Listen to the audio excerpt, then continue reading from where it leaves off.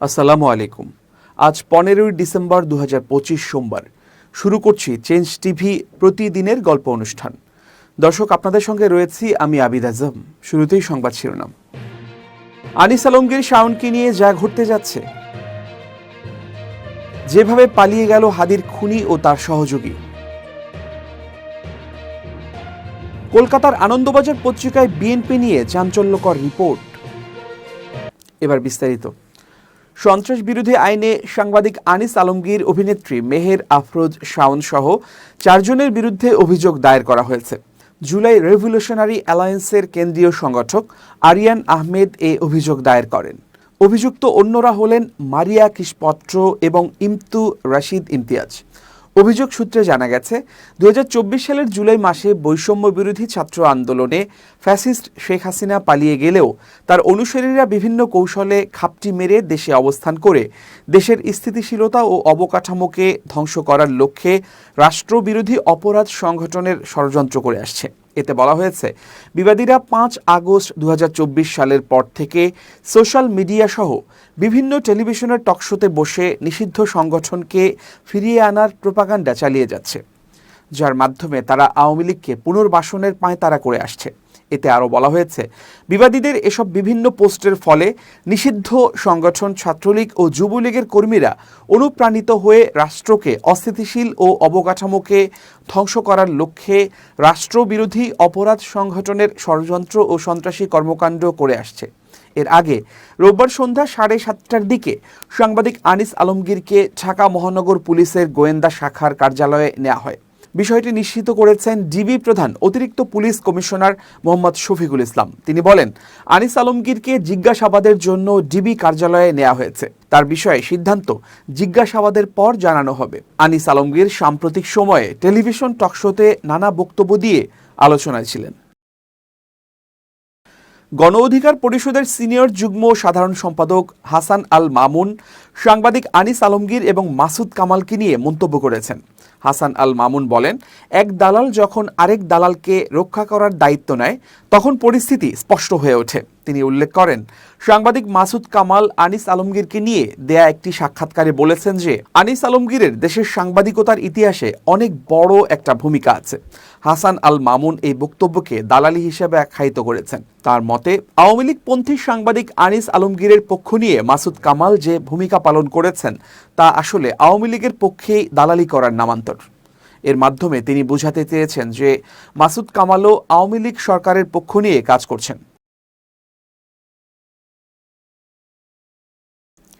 ইনকিলাব মঞ্চের মুখপাত্র শরীফ ওসমান বিন হাদিকে হত্যা চেষ্টার ঘটনায় আরও 2 জনকে আটক করা হয়েছে। এ নিয়ে এই ঘটনায় মোট 8 জনকে আটক করা হলো বলে জানিয়েছে পুলিশ। হাদি হত্যা চেষ্টার ঘটনায় ঢাকার পল্টন থানায় মামলা হলে আটককৃতদের মধ্যে ঘটনার সময় ব্যবহৃত মোটরসাইকেলের মালিক হান্নান, প্রধান অভিযুক্ত ফয়সালের স্ত্রী সামিয়া, শ্যালক শিপু ও বান্ধবী মারিয়াকে হত্যাচেষ্টা মামলায় গ্রেফতার দেখানো হয়। ঘটনার 2 দিন পর রোববার মধ্যরাতে হত্যাচেষ্টা, সংঘবদ্ধভাবে পরিকল্পিত অপরাধ, আগ্নেয়াস্ত্র ব্যবহার সহ বেশ কয়েকটি ধারায় এই মামলা করা হয়েছে। ইনকিলাব মঞ্চের সদস্য সচিব আব্দুল্লাহ আল জাবের বাদী হয়ে মামলা দায়ের করেন। মামলায় ছাত্রলীগ নেতা ফয়সাল মাহমুদ করিম সহ অজ্ঞাতনামাদের আসামি করা হয়েছে। পল্টন থানার ইন্সপেক্টর ইয়াসিন মিয়াকে এই মামলার তদন্তের দায়িত্ব দেওয়া হয়েছে। আইন শৃঙ্খলা রক্ষাকারী বাহিনীগুলোর সদস্যদের চোখে যেন ধুলো দিয়ে দেশ ছেড়ে পালিয়ে গেছে ইনকিলাব মঞ্চের মুখপাত্র শরীফ ওসমান হাদি হত্যাচেষ্টায় জড়িত প্রধান 2 সন্দেহভাজন। তাদের ধরতে অর্ধ কোটি টাকা পুরস্কার ঘোষণা, সীমান্তে সতর্কতা আর পাসপোর্ট ব্লক করার খবরের মধ্যেই মোস্ট ওয়ান্টেড 2 আততায়ী ফয়সাল করিম মাসুদ ওরফে দাউদ খান ও আলমগীর হোসেনের দেশ ছাড়ার তথ্য মিলেছে। তদন্ত সংশ্লিষ্ট সূত্র বলছে, 13 ডিসেম্বর গভীর রাতে ময়মনসিংহের সীমান্ত ঘেঁষা উপজেলা হালুয়াঘাটের একটি দুর্গম সীমান্ত পথ পাড়ি দিয়ে ভারতের মেঘালয়ে পালিয়ে যায় ফয়সাল ও আলমগীর। তাদের সীমান্ত পারাপারে সহায়তায় জড়িত 2 মানব পাচারকারীকেও আটক করেছে ঢাকা মহানগর পুলিশ। তদন্ত সংশ্লিষ্টরা জানিয়েছেন, হাদির ওপর হামলার পরপরই আইন শৃঙ্খলা বাহিনী মূল সন্দেহভাজন হিসেবে ফয়সাল ও আলমগীরকে শনাক্ত করে এবং প্রযুক্তির সহায়তায় তাদের গতিবিধি অনুসরণ করতে থাকে। তবে সন্দেহভাজনরা তাদের ডিজিটাল ডিভাইসগুলো সচল রাখলেও সেগুলো নিজেরা বহন করেনি। এসব ডিভাইস অন্য কোনোভাবে চালু রেখে বারবার সেগুলোর জায়গা পরিবর্তন করানো হচ্ছিল। পুলিশ যখন তাদের ডিজিটাল ডিভাইসগুলোর অবস্থান ধরে ধরে ঢাকার বিভিন্ন জায়গায় অভিযান চালাচ্ছিল, তখন তারা রাজধানী থেকে নিরাপদে বের হয়ে ময়মনসিংহ হয়ে হালুয়াঘাটে পৌঁছায় বলে ধারণা করা হচ্ছে। এর আগে হাদিকে গুলি করার পরই তারা পল্টনের কালভার্ট রোড থেকে মোটরসাইকেল নিয়ে নয়াপল্টন হয়ে শাহবাগ, বাংলা মোটর, কারওয়ান বাজার, ফার্মগেট হয়ে আগারগাঁও এলাকা দিয়ে মিরপুরে পৌঁছায়। আইনশৃঙ্খলা বাহিনী ও ময়মনসিংহ সীমান্তের স্থানীয় সূত্র বলছে, ফয়সাল ও আলমগীর সেখান থেকে প্রাইভেট কারে করে আশুলিয়া হয়ে গাজীপুর দিয়ে সড়ক পথে ময়মনসিংহে যায়। ময়মনসিংহের ব্রিজের পার থেকে বাহন পরিবর্তন করে আরেকটি প্রাইভেট কার নিয়ে হালুয়াঘাটের উদ্দেশ্যে যাত্রা করে। প্রাইভেট কারটি হালুয়াঘাটের ধারা বাজারের একটি পেট্রোল পাম্পে গিয়ে থামে। সেখান থেকে 3 জন যুবক এসে তাদের দুজনকে মোটরসাইকেলে তুলে নিয়ে হালুয়াঘাটের ফুটিয়াপাড়ায় নিয়ে যায়। রাত 2:30 পর্যন্ত থেকে ফুটিয়াপাড়া সীমান্ত পাড়ি দিয়ে তারা ভারতের মেঘালয় রাজ্যের পশ্চিম গারো পাহাড় জেলার একটি পৌরসভা এলাকার তুরায় পৌঁছায়। গতকাল পর্যন্ত তারা সেখানেই ছিল বলে জানা গেছে।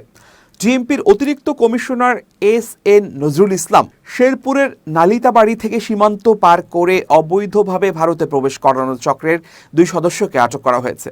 ডিএমপির অতিরিক্ত কমিশনার এস.এন. নজরুল ইসলাম জানান, শেরপুরের নালিতাবাড়ি থেকে সীমান্ত পার করে অবৈধভাবে ভারতে প্রবেশ করানো চক্রের 2 সদস্যকে আটক করা হয়েছে। এদের পাশাপাশি হাদির ওপর হামলায় ব্যবহৃত মোটরসাইকেলটির মালিক আব্দুল হান্নানকে র‍্যাব 2-এর একটি দল গ্রেপ্তার করে পুলিশের হাতে তুলে দেয়। পুলিশ জানিয়েছে, হালুয়াঘাটের সীমান্ত থেকে গ্রেপ্তার 2 জন হল সিবিয়ন দিও ও সঞ্চয় চিসিম। গত শনিবার ময়মনসিংহের সীমান্ত উপজেলা হালুয়াঘাট, ফুলপুর, থোবাউড়া এবং হালুয়াঘাট লাগোয়া পশ্চিমে শেরপুর জেলার নালিতাবাড়ি উপজেলায় অভিযান চালায় ডিএমপির রমনা বিভাগের একটি দল। নালিতাবাড়ি উপজেলা থেকে সীমান্ত পারাপারে জড়িত অভিযোগে সিবিয়ন দিও ও সঞ্চয় চিসিমকে আটক করা হয়েছে। ওই অভিযানে অংশ নেয়া এক কর্মকর্তা বলেন, আটক 2 জন ফয়সাল ও আলমগীরকে সীমান্ত পার করিয়ে দিয়েছে। আটকের পরে তাদের মাধ্যমেই পার হওয়া 2 জনকে ফিরিয়ে আনার চেষ্টা করা হয়, কিন্তু এতে ফল পাওয়া যায়নি। ভারতের কলকাতার দৈনিক আনন্দবাজার পত্রিকায় বিএনপি নিয়ে এক নিবন্ধ প্রকাশিত হয়েছে। এতে বলা হয়েছে, ফেব্রুয়ারি মাসে বাংলাদেশে জাতীয় নির্বাচনের আগে নিজের ভাবমূর্তি এবং অবস্থানে লক্ষণীয় পরিবর্তন আনছে বিএনপি। কূটনৈতিক সূত্রের মতে, জামায়াতে ইসলামের সঙ্গে দীর্ঘ দশক ওয়ারি জোট ছিন্ন করে উদারতন্ত্রে বিশ্বাসী গণতান্ত্রিক পেশাকে তারা ভোটে যেতে চাইছে। জামায়াতে ইসলামের সঙ্গে দীর্ঘ দশক ওয়ারি জোট ছিন্ন করে উদারতন্ত্রে বিশ্বাসী গণতান্ত্রিক পোশাকে তারা ভোটে যেতে চাইছে। আওয়ামী লীগের ভোটারদের সমর্থন জোগাড়ও তাদের লক্ষ্য। কূটনৈতিক শিবিরের বক্তব্য, আওয়ামী লীগ প্রায় 1.5 দশক ধরে বাংলাদেশে যে ধর্মনিরপেক্ষ উদারতন্ত্রের ছবিটা অন্তত প্রকাশ্যে তুলে ধরেছিল, সেই রাজনৈতিক পরিসরটা বিএনপি নিতে চাইছে। আওয়ামী লীগের আসন্ন নির্বাচনে অংশ নেয়ার কোনো সম্ভাবনা এখন পর্যন্ত নেই, কিন্তু এই দলের আদর্শের প্রতি দেশবাসীর একটি বড় অংশের পক্ষপাত এবং জোরালো সমর্থন রয়ে গিয়েছে। অন্যদিকে আওয়ামী লীগের 2 প্রতিপক্ষ বিএনপি এবং জামাতের আদর্শগত পার্থক্য বরাবরই প্রকাশ্যে। বিএনপির আন্তর্জাতিক নীতির কেন্দ্রে রয়েছে জাতীয়তাবাদ, জামাতের কাছে সেটি মুসলিম পরিচয়। 2001 থেকে 2006 কালপর্বে 2 দল একসঙ্গে দেশ শাসন করলেও এই মুহূর্তে বিএনপির সঙ্গে জামাতের বিভাজন সম্পূর্ণ। আনন্দবাজার পত্রিকায় বলা হয়েছে, আগামী 25 তারিখ ব্রিটেন থেকে বাংলাদেশে ফিরছেন বিএনপির ভারপ্রাপ্ত চেয়ারম্যান তারেক রহমান। তিনি সম্প্রতি মুক্তিযুদ্ধে রক্তক্ষয়ের আবেগ জাগিয়ে তুলেছেন দলীয় বৈঠকে। জামাতের নাম করেননি, কিন্তু বুঝিয়ে দিতে কসুর করেননি যে জামাতে ইসলামী বাংলাদেশের স্বাধীনতা যুদ্ধের বিরোধিতা করেছিল। ভোটের জন্য ধর্মকে ভুলভাবে ব্যবহার করার কথা তুলে জামাতের সমালোচনাও করেছেন তারেক। বিএনপির মহাসচিব মির্জা ফখরুল ইসলাম আলমগীরও ধর্মের নামে দেশে বিভাজন ঘটানোর বিরোধিতা করেছেন। জোর দিয়ে জানিয়েছেন, জাতীয় ঐক্য, গণতান্ত্রিক নীতি এবং 71-এর ভিতের উপরেই বিএনপির রাজনীতি তৈরি। কূটনৈতিক পর্যবেক্ষকদের মতে, বিএনপির সাম্প্রতিক ভাষ্যে এটা স্পষ্ট যে ধর্মনিরপেক্ষ জাতীয়তাবাদের যে দোকান একচ্ছত্রভাবে খুলে রেখেছিল আওয়ামী লীগ, তার দখল নিতে চাইছে তারেক রহমানের দল। আর আওয়ামী লীগের ছেড়ে যাওয়া সেই পরিসরের দখল নিতে হলে জামাতের সঙ্গ ত্যাগ আবশ্যিক ছিল বিএনপির কাছে। একটি বৃহৎ মঞ্চ তৈরির করাটাই চূড়ান্ত লক্ষ্য বিএনপির, যেখানে আওয়ামী লীগের সমর্থক, সংখ্যালঘু, নাগরিক উদারতন্ত্র এবং নতুন রাজনৈতিক চেতনার উন্মেষ হওয়া যুবশক্তিকে সঙ্গে নেওয়া যায়। ভারতের আনন্দবাজার পত্রিকায় আরও বলা হয়েছে, দেশকে জাগিয়ে তোলা নাগরিক মধ্যবিত্ত আসলে গণতান্ত্রিক সরকার এবং মধ্যপন্থী রাজনীতির পক্ষে বলে মনে করছে বিএনপি। তবে উদার মতাদর্শ এবং ধর্মনিরপেক্ষ বহুত্ববাদের বিরুদ্ধে দলের ভেতরে ভিন্ন মত রয়েছে। মানুষের কাছেও স্পষ্ট করা সহজ নয় যে এতদিন জামাতের সঙ্গে ঘর করা বিএনপি আজ যে উদারতন্ত্রের কথা বলছে তা কতটা আখের গোছানোর জন্য আর কতটা বিশ্বাস থেকে। তাছাড়া হাসিনা পরবর্তী রাজনীতিতে ভিড় কিছু কম নয়। যুবশক্তি দ্বারা চালিত এনসিপি রয়েছে, নাগরিক আন্দোলনের অনেক রকম সংগঠন গজিয়েছে। এই গণতন্ত্রপন্থী অংশের ভোট ভাগ হলে জামাতের লাভ। বিএনপির ভারপ্রাপ্ত চেয়ারম্যান তারেক রহমানের যুক্তরাজ্য অধ্যায়ের সমাপ্তি উপলক্ষে লন্ডনে আয়োজন করা হয়েছে বিদায় সংবর্ধনা ও জনসভা। 16 ডিসেম্বর বাংলাদেশের মহান বিজয় দিবসের পূর্ব লন্ডনের সিটি প্যাভিলিয়ন হলে এই কর্মসূচি অনুষ্ঠিত হবে। আয়োজন করছে যুক্তরাজ্য বিএনপি। দীর্ঘ 17 বছর যুক্তরাজ্যে অবস্থানের পর দেশে ফেরার আগে এটিই হবে প্রবাসী বিএনপি নেতাকর্মীদের সঙ্গে তারেক রহমানের শেষ বড় রাজনৈতিক কর্মসূচি। অনুষ্ঠানে প্রধান অতিথি হিসেবে বক্তব্য রাখবেন তিনি। দলীয় সূত্র জানিয়েছে, বিজয় দিবসের তাৎপর্য ও দেশের চলমান রাজনৈতিক পরিস্থিতি নিয়ে তিনি গুরুত্বপূর্ণ বক্তব্য দিতে পারেন। রোববার সন্ধ্যায় বিএনপি চেয়ারপারসনের উপদেষ্টা পরিষদের সদস্য ও যুক্তরাজ্য বিএনপির সভাপতি এম.এ. মালিক তার ভেরিফাইড ফেসবুক পেজে এ তথ্য নিশ্চিত করেন। পোস্টে তিনি জানান, বিজয় দিবস উপলক্ষে আলোচনা সভার পাশাপাশি তারেক রহমানকে বিদায় জানাতে এ সংবর্ধনার আয়োজন করা হয়েছে। তারেক রহমান 2007 সালে 11 রাজনৈতিক পট পরিবর্তনের পর গ্রেপ্তার হন এবং প্রায় 18 মাস কারাবন্দী থাকেন। 2008 সালের সেপ্টেম্বর মাসে মুক্তি পাওয়ার পর উন্নত চিকিৎসার জন্য সপরিবারে যুক্তরাজ্যে যান তিনি। এরপর থেকে দীর্ঘ সময় তিনি সেখানেই অবস্থান করছেন। এই সময়কালে দেশের বাইরে থেকেও তিনি বিএনপির রাজনৈতিক কার্যক্রম পরিচালনায় গুরুত্বপূর্ণ ভূমিকা রাখেন। দলীয় সূত্রে জানা গেছে, আগামী 25 ডিসেম্বর তারেক রহমান দেশে ফেরার প্রস্তুতি নিচ্ছেন। রাজনৈতিক বিশ্লেষকদের মতে লন্ডনের এই বিদায় সংবর্ধনা ও জনসভা শুধু আনুষ্ঠানিক আয়োজন নয়, বরং তারেক রহমানের দীর্ঘ প্রবাস জীবনের ইতি টানার পাশাপাশি দেশের রাজনীতিতে তার সক্রিয় প্রত্যাবর্তনের একটি প্রতীকী বার্তা বহন করবে। সাতক্ষীরায় বাংলাদেশ জামায়াত ইসলামীর এক প্রার্থীর নির্বাচনী পথসভায় পুলিশের পোশাক পরিহিত অবস্থায় অংশগ্রহণের ঘটনায় অভিযুক্ত পুলিশ সদস্য সহকারী উপপরিদর্শক এএসআই সশস্ত্র মহিবুল্লাহ কারি মহিবুল্লাহকে সাময়িকভাবে বরখাস্ত করা হয়েছে। সাতক্ষীরার পুলিশ সুপারের পক্ষ থেকে এ তথ্য নিশ্চিত করা হয়েছে। সাতক্ষীরা পুলিশ সুপার মোহাম্মদ আরিফিন জুয়েল স্বাক্ষরিত প্রেস বিজ্ঞপ্তিতে বলা হয়েছে, গত 7 ডিসেম্বর রাতে সাতক্ষীরা সদর উপজেলার কাটিয়া এলাকার 1 নং ওয়ার্ড আমতলা মোড়ে জামায়াত ইসলামীর সাতক্ষীরা 2 আসনের মনোনীত প্রার্থী মুহাদ্দিস আব্দুল খালেকের নির্বাচনী পথসভায় পুলিশের পোশাক পরে অংশ নেন ওই এএসআই। এ সময় তিনি ইসলামী সঙ্গীত পরিবেশন ও বক্তব্য দেন বলে প্রাথমিক তদন্তে প্রমাণ পাওয়া গেছে।